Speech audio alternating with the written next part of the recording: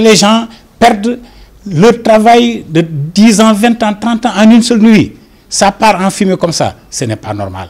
Il y a lieu de faire quelque chose et c'est ça qui nous a poussé en tout cas à venir voir la brigade nationale des sapeurs-pompiers sur la demande du président Cheikh Cissé, mais sur l'acceptation aussi du général Victor Tine qui est le chef général de la brigade des sapeurs-pompiers. Ils ont constaté comme nous qu'il ne peut pas rester en tout cas une année sans qu'il n'y ait un marché qui s'enflamme. Autant donc dans les autres régions qu'à Dakar ou la capitale.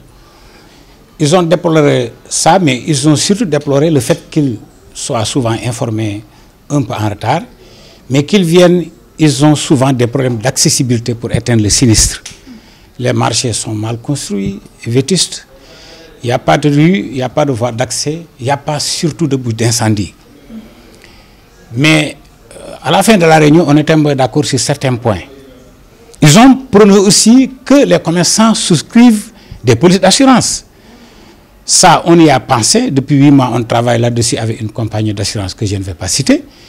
Mais sous peu, nous avons signé une convention avec cette compagnie d'assurance et que, à partir en tout cas du début d'année 2019, que les commerçants qui souscrivent les polices d'assurance puissent être en tout cas épargnés.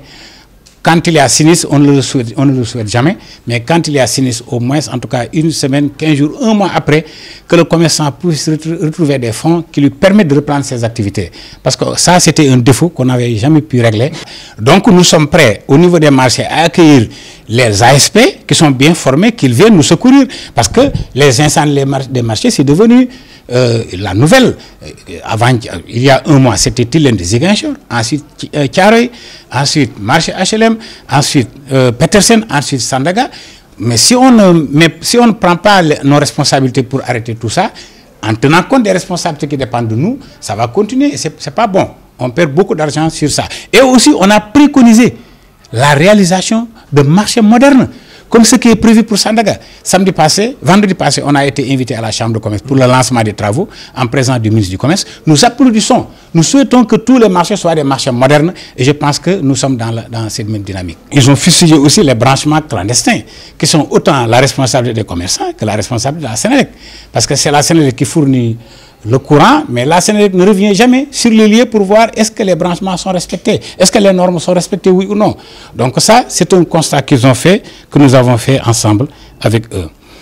Alors, il y a lieu aussi de mettre de nouvelles bouches d'incendie, il y a lieu d'en créer d'autres au niveau des régions.